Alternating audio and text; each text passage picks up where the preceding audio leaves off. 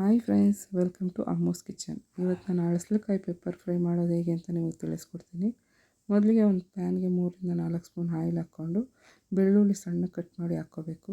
ನಂತರ ಒಂದು ಈರುಳ್ಳಿ ಆ್ಯಡ್ ಮಾಡಿಕೊಂಡು ಫ್ರೈ ಮಾಡ್ಕೋಬೇಕು.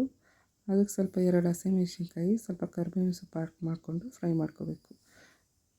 ನಂತರ ಇದಕ್ಕೆ ಶುಂಠಿ ಬೆಳ್ಳುಳ್ಳಿ ಪೇಸ್ಟ್ ಆ್ಯಡ್ ಮಾಡಿಕೊಂಡು ಹಸಿ ಸ್ಮೆಲ್ ಹೋಗೋವರೆಗೂ ಫ್ರೈ ಮಾಡ್ಕೋಬೇಕು.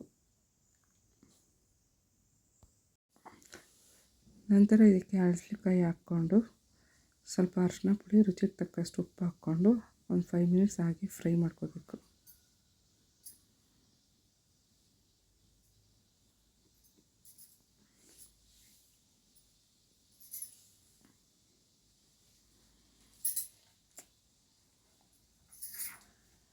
ನಂತರ ಇದಕ್ಕೆ ಸ್ವಲ್ಪ ಪೆಪ್ಪರ್ ಪೌಡ್ರು ಮತ್ತು ಧನಿಯಾ ಪೌಡ್ರ್ ಹಾಕ್ಕೊಂಡು ಒಂದು 5 ಮಿನಿಟ್ಸ್ ಫ್ರೈ ಮಾಡ್ಕೋಬೇಕು ಆಯಿಲಲ್ಲಿ. ಹಾಗೆ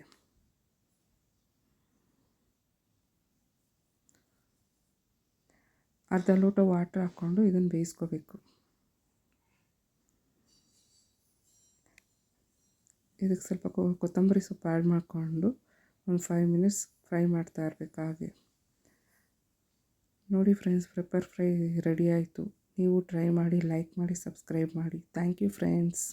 ಚಪಾತಿಗೆಲ್ಲ ತುಂಬ ಚೆನ್ನಾಗಿರುತ್ತೆ.